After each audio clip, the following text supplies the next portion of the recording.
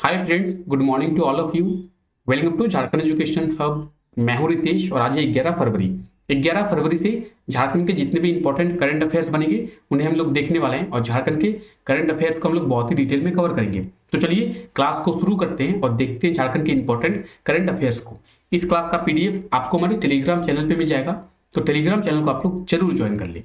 Telegram channel पे सभी classes के पीडीएफ आपको एक साथ मिल जाएंगे और टेलीग्राम चैनल का लिंक आपको नीचे डिस्क्रिप्शन में मिल जाएगा। आप वहां से जाके टेलीग्राम चैनल को ज्वाइन कर सकते हैं। आप सभी लोग टेलीग्राम चैनल को मस्ट ज्वाइन कर ले, क्योंकि झारखंड के क्लासों के पीडीएफ आपको वहां पे मिल जाएंगे। साथ ही साथ झारखंड की वैकेंसी से रिलेटेड जितने भी नोटिफिकेशन और अपडेट होते हैं वो भी आपको टेलीग्राम चैनल पर मिल जाते हैं। तो टेलीग्राम चैनल को आप लोग मस्ट ज्वाइन कर ले।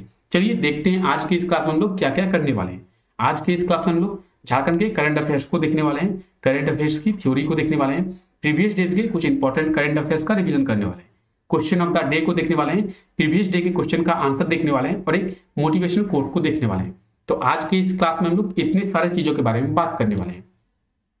आज का हमारा मोटिवेशनल कोट है, study while others are sleeping, यानी जब सब कोई सो रहे होंगे तब आपको पढ़ना है, जब सब कोई आराम कर रहे होंगे तब आपको मेहनत करनी है और कंटिन्यू एफर्ट के साथ में मेहनत करनी है। आपका कंटिन्यू एफर्ट ही आपके गोल को अचीव कर पाएगा। तो चलिए इसी खूबसूरत लाइन के साथ में हम लोग अपने क्लास को शुरू करते हैं और चलते हैं हम लोग अपने पहले क्वेश्चन की ओर। आज का हमारा पहला क्वेश्चन है, हाल ही में किस राज्य में पीएम मित्र योजना के अंतर्गत इंटीग्रेटेड टेक्सटाइल पार्क का निर्माण किया जाएगा? तो इसका सही आंसर क्या होगा? ऑप्शन 20 का बिल्कुल सही आंसर हो जाएगा, झारखंड। हाल ही में झारखंड में पीएम मित्र योजना के अंतर्गत इंटीग्रेटेड टेक्सटाइल पार्क का निर्माण किया जाएगा। ऑप्शन 20 का बिल्कुल सही आंसर हो जाएगा। चलिए जानते हैं इसके बारे में। हाल ही में पीएम मित्र योजना के अंतर्गत इंटीग्रेटेड टेक्सटाइल पार्क का निर्माण किया जाएगा। इसका निर्माण 1000 एकड़ भूमि में किया जाएगा और केंद्र सरकार ने राज्य में 1000 एकड़ जमीन को चिन्हित करने का प्रस्ताव राज्य सरकार से मांगा है। इसका निर्माण 635 करोड़ की लागत से किया जाएगा, यानी 1000 एकड़ जमीन पर इसका निर्माण किया जाएगा और 635 करोड़ की लागत से इसका निर्माण किया जाएगा। इससे एक ही स्थान पर कपड़ों की कताई, रंगाई, बुनाई, छपाई आदि का काम किया जाएगा, यानी कपड़ों से संबंधित सभी काम एक ही जगह पे किया जा सकेगा। कपड़ों की रंगाई, कपड़ों की बुनाई, कपड़ों की छपाई सभी एक ही स्थान पर किया जा सकेगा। इंटीग्रेटेड टेक्सटाइल पार्क, तो कुछ इस तरीके से इंटीग्रेटेड टेक्सटाइल पार्क का निर्माण किया जाएगा। ये झारखंड के कौन से स्थान पर किया जाएगा? तो इसके लिए अभी जगह को चिन्हित नहीं किया गया है। जब जगह को चिन्हित कर लिया जाएगा उस समय आपको बता दिया जाएगा कि झारखंड के कौन से जिले में या फिर कौन से स्थान में इंटीग्रेटेड टेक्सटाइल पार्क केंद्र सरकार के द्वारा निर्माण किया जा रहा है। 635 करोड़ की लागत से इसका निर्माण किया जाएगा और 1000 एकड़ भूमि पर इसका निर्माण किया जाएगा। इसके लिए एक ही स्थान पर रंगाई, कताई, छपाई, बुनाई आदि का काम किया जाएगा। तो इसको भी झारखंड में निर्माण किया जाएगा। झारखंड, तो ये है मैप में झारखंड। बात करेंगे झारखंड की, तो झारखंड में वर्तमान में 24 जिले हैं, लेकिन जिस समय झारखंड का निर्माण किया गया था उस समय झारखंड में 18 जिले थे, यानी झारखंड के ऐसे 6 जिले हैं जिनका निर्माण झारखंड के निर्माण के बाद किया गया है। झारखंड का निर्माण कब किया गया है? तो 15 नवंबर 2000 ईस्वी में झारखंड का निर्माण किया गया है। 15 नवंबर 2000 ईस्वी के बाद झारखंड के 6 जिलों का निर्माण किया गया है। ये 6 जिले कौन कौन से हैं? जामतोड़ा, रामगढ़, सरायकेला खरसावां, खूंटी, सिमडेगा और लातेहार। ये झारखंड के ऐसे 6 जिले हैं जिनका निर्माण झारखंड के निर्माण के बाद किया गया। अब आपसे क्वेश्चन ये पूछा जाता है कि झारखंड का सबसे नवीनतम जिला कौन सा है, यानी झारखंड में सबसे बाद में कौन से जिले का निर्माण किया गया है? तो रामगढ़ झारखंड का सबसे नवीनतम जिला है, यानी रामगढ़ का निर्माण झारखंड में सबसे बाद किया गया है। ठीक है, अब झारखंड की बात करें तो झारखंड में 24 जिले हैं। झारखंड में प्रमंडल की बात करें यानी डिवीजन की बात करें तो झारखंड में 5 प्रमंडल है। कौन कौन से 5 प्रमंडल है? पलामू प्रमंडल, नॉर्थ छोटानागपुर प्रमंडल, साउथ छोटानागपुर प्रमंडल, संथाल परगना प्रमंडल और कोल्हान प्रमंडल। ये झारखंड के 5 प्रमंडल है। अनुमंडल की बात करें तो झारखंड में वर्तमान में 45 अनुमंडल है और ब्लॉक की बात करें तो झारखंड में वर्तमान में 263 ब्लॉक है। प्रमंडल, तो ये है झारखंड के 5 प्रमंडल, पलामू प्रमंडल, नॉर्थ छोटानागपुर प्रमंडल, संथाल परगना प्रमंडल और साउथ छोटानागपुर प्रमंडल और कोल्हान प्रमंडल। अब पलामू प्रमंडल की बात करें तो पलामू प्रमंडल के अंतर्गत झारखंड के 3 जिले आते हैं और ये झारखंड का सबसे छोटा प्रमंडल है। पलामू प्रमंडल, तो इसके अंतर्गत कितने जिले आते हैं? 3 जिले, गढ़वा, पलामू और चतरा। इसके अंतर्गत 3 जिले आते हैं और इसके हेडक्वार्टर की बात करें यानी मुख्यालय की बात करें तो पलामू इसका हेडक्वार्टर है और पलामू में मेदिनीनगर है, मेदिनीनगर इसका मुख्यालय है। नॉर्थ छोटानागपुर बात करें तो नॉर्थ छोटानागपुर प्रमंडल में 7 जिले आते हैं। कौन कौन से जिले आते हैं? चतरा, कोडरमा, हजारीबाग, बोकारो, धनबाद, गिरिडीह और रामगढ़। इसके अंतर्गत 7 जिले आते हैं और ये झारखंड का सबसे बड़ा जिला है। इसके हेडक्वार्टर की बात करें तो इसका हेडक्वार्टर कहाँ पे है? हजारीबाग में इसका मुख्यालय है यानी हेडक्वार्टर है। संथाल परगना प्रमंडल की बात करें तो इसके अंतर्गत राज्य के 6 जिले आते हैं, देवघर, जामतोड़ा, दुमका, पाकुड़, साहिबगंज और गोड्डा इसके अंतर्गत 6 जिले आते हैं और इसके हेडक्वार्टर की बात करें तो दुमका में इसका हेडक्वार्टर है। अब हम लोग देखेंगे साउथ नागपुर प्रमंडल की, तो इसके अंतर्गत राज्य के 5 जिले आते हैं। कौन कौन से? रांची, खूंटी, लोहरदगा, गुमला और सिमडेगा। इसके अंतर्गत राज्य के 5 जिले आते हैं और इसका हेडक्वार्टर रांची में स्थित है। कोल्हान प्रमंडल की बात करेंगे तो कोल्हान प्रमंडल के अंतर्गत राज्य के 3 जिले आते हैं, पूर्वी सिंहभूम, पश्चिमी सिंहभूम और सरायकेला खरसावां। और इसके हेडक्वार्टर की बात करें तो चाईबासा में इसका हेडक्वार्टर है। तो प्रमंडल की बात करेंगे, प्रमंडल कितने हैं झारखंड में? 5 प्रमंडल है। तो झारखंड से संबंधित सभी चीजों के बारे में हम लोग बात कर चुके हैं। तो चलिए देखते हैं हमारा अगला क्वेश्चन। उससे पहले अगर आप लोग इस चैनल पे नए हैं तो चैनल को अभी सब्सक्राइब कर दें और बेल आइकन को जरूर प्रेस कर दें ताकि हमारे आने वाले लेटेस्ट वीडियो का नोटिफिकेशन आप तक पहुंच सके। तो चलिए देखते हैं हमारा अगला क्वेश्चन।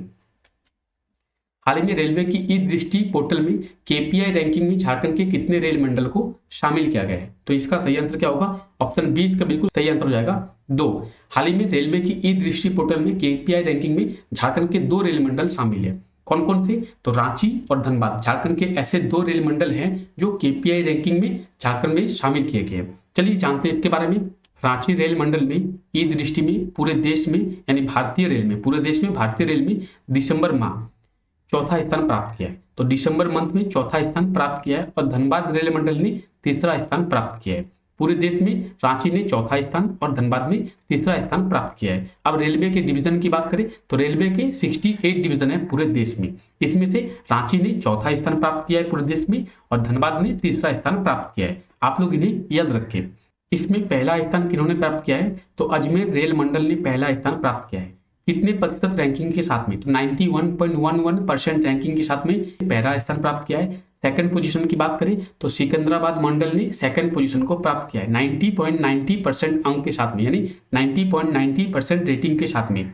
थर्ड पोजीशन की बात करें तो धनबाद मंडल ने 88.89% के साथ में तीसरा स्थान प्राप्त किया है। चौथा स्थान रांची ने 88.62% रैंकिंग के साथ में चौथा स्थान प्राप्त किया है, यानी रांची और धनबाद दोनों ने तीसरा और चौथा स्थान प्राप्त किया है। अब ई दृष्टि, तो ई दृष्टि पोर्टल क्या है? ई दृष्टि रेलवे की एक वेबसाइट पोर्टल है। इस पोर्टल पर भारतीय रेलवे की ओर से रेलवे मंडलों की प्रतिस्पर्धा कराई जाती है। विभिन्न मानदंडों पर बेहतर बनाने का उद्देश्य से ये किया जाता है, यानी कौन सा रेलवे स्टेशन, कौन सा रेलवे मंडल अपने स्टेशन को ज़्यादा साफ रखता है, यात्रियों के लिए ज़्यादा फैसिलिटी प्रोवाइड करता है, तो इन्हीं सभी चीज़ों को देखकर रैंकिंग जारी की जाती है। पूरे देश में रेलवे के 68 डिवीजन है। इसमें से रांची डिवीजन ने चौथा स्थान प्राप्त किया है और धनबाद डिवीजन में तीसरा स्थान प्राप्त किया है। तो पूरे देश में टॉप 5 में बात करें तो पूरे देश में टॉप 5 में झारखंड के 2 रेल मंडल है, यानी 2 रेल डिवीजन है। इसे आप लोग याद रखें। धनबाद में तीसरा स्थान प्राप्त किया है। रांची ये है रांची रेलवे स्टेशन। अब हम लोग रेलवे के जोन की बात करें तो रेलवे के कितने जोन है? रेलवे के 68 डिवीजन है और रेलवे के 16 जोन है। हम लोग मेट्रो की बात नहीं कर रहे हैं, मेट्रो को हम लोग छोड़ के, कोलकाता मेट्रो को छोड़ के रेलवे की बात करें तो रेलवे के 16 जोन है और 68 डिवीजन है। अब देखिए रेलवे के हम लोग जोन की बात करें तो रेलवे के 16 जोन है, यानी 16 जोन है। अब देखते हैं हम लोग रेलवे के कौन कौन से 16 जोन है।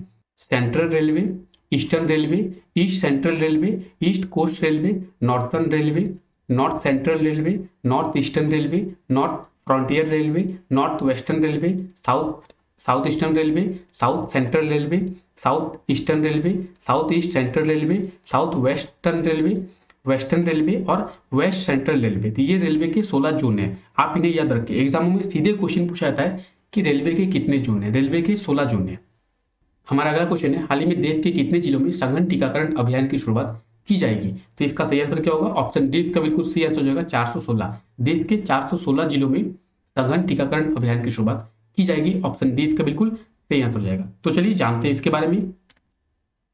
हाल ही में देश के 416 जिलों में सघन टीकाकरण अभियान की शुरुआत की जाएगी। देश में किसी भी व्यक्ति या फिर किसी भी बच्चे का टीका छूट नहीं जाए, वैक्सीनेशन छूट नहीं जाए। अब कौन सी वैक्सीनेशन? तो कोविड के खिलाफ वैक्सीनेशन जो है, कोविड वैक्सीनेशन वो छूट न जाए, इसके लिए केंद्र सरकार की ओर से मिशन इंद्रधनुष 4 को लॉन्च किया गया है। कौन से मिशन को लॉन्च किया गया है? मिशन इंद्रधनुष 4। इंद्रधनुष 1 भी लॉन्च किया गया था, इंद्रधनुष 2 भी लॉन्च किया गया था, इंद्रधनुष 3 भी लॉन्च किया गया है और अब केंद्र सरकार की ओर से मिशन इंद्रधनुष 4 को लॉन्च किया गया है। इसके तहत देश के कितने जिलों को टीकाकरण किया जाएगा? तो इसके तहत देश के 416 जिलों में टीकाकरण किया जाएगा। कोविड के खिलाफ ये टीकाकरण किया जाएगा। कोई भी व्यक्ति या फिर कोई भी बच्चा इस टीकाकरण वैक्सीनेशन के लिए छूट न जाए, इसके लिए केंद्र सरकार ने मिशन इंद्रधनुष 4 के अभियान की शुरुआत की है। अब देखिए ये इंपॉर्टेंट क्यों है? तो इसमें दूसरे चरण में अप्रैल और मई के महीने में झारखंड में किया जाएगा। तो झारखंड में भी इसकी शुरुआत की जाएगी। पूरे देश में कितने जिले हैं? तो पूरे देश में 748 जिले हैं। 748 जिलों में से 416 जिलों में इसकी शुरुआत की जाएगी। ठीक है, अब ये इंपॉर्टेंट हमारा लिए इसलिए कि अप्रैल और मई के महीने में इसकी शुरुआत झारखंड में भी की जाएगी। तो झारखंड में इसकी शुरुआत कौन से चरण में की जाएगी? झारखंड में इसकी शुरुआत दूसरे चरण में की जाएगी।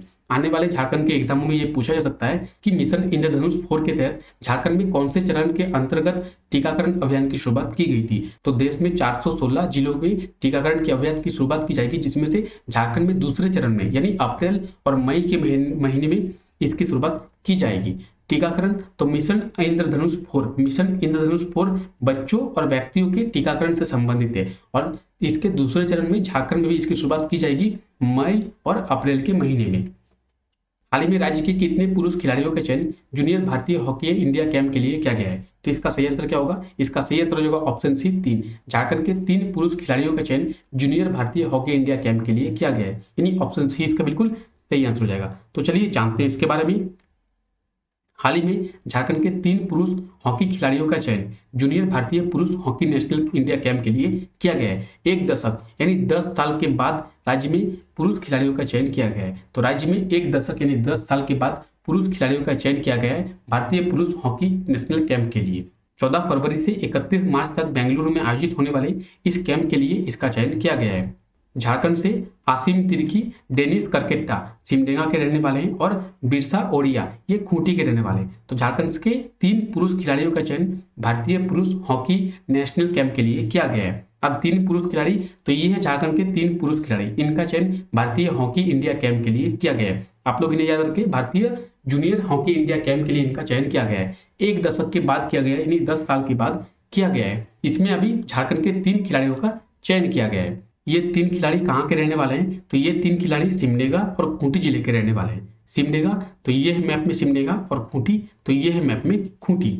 बात करेंगे सिमडेगा की, तो सिमडेगा का फॉर्मेशन कब किया गया था? 2001 में सिमडेगा का फॉर्मेशन किया गया था। और सिमडेगा में ब्लॉक कितने हैं? सिमडेगा में टोटल 10 ब्लॉक है। बात करेंगे खूंटी की, तो खूंटी का फॉर्मेशन कब किया गया था? 2007 में खूंटी का फॉर्मेशन किया गया था। और खूंटी में ब्लॉक की बात करें तो खूंटी में टोटल 6 ब्लॉक है। खूंटी अपनी बाउंड्री किसके साथ शेयर करती है? तो खूंटी अपनी बाउंड्री रांची के साथ शेयर करती है, सरायकेला खरसावा के साथ शेयर करती है, पश्चिमी सिंहभूम के साथ शेयर करती है, सिमडेगा के साथ करती है और गुमला के साथ करती है। यानी ये किसी भी राज्य के साथ अपनी बाउंड्री को शेयर नहीं करती है। झारखंड में वर्तमान में 24 जिले हैं, लेकिन झारखंड के ऐसे 22 जिले हैं जो दूसरे राज्यों के साथ अपनी बाउंड्री को शेयर करती है। झारखंड के ऐसे 2 जिले हैं जो किसी भी अन्य राज्य के साथ अपनी बाउंड्री को शेयर नहीं करती है। ये 2 जिले कौन कौन से हैं? तो खूंटी और लोहरदगा, ये झारखंड के ऐसे 2 जिले हैं जो किसी भी अन्य राज्य के साथ अपनी बाउंड्री शेयर नहीं करती है। ये झारखंड के जिलों के साथ ही अपनी बाउंड्री को शेयर करती है। खूंटी, तो खूंटी को मुंडाओं की धरती कहा जाता है। भगवान बिरसा मुंडा और जयपाल सिंह मुंडा दोनों का ही जन्म खूंटी में हुआ था, तो इसीलिए खूंटी को मुंडाओं की धरती कहा जाता है।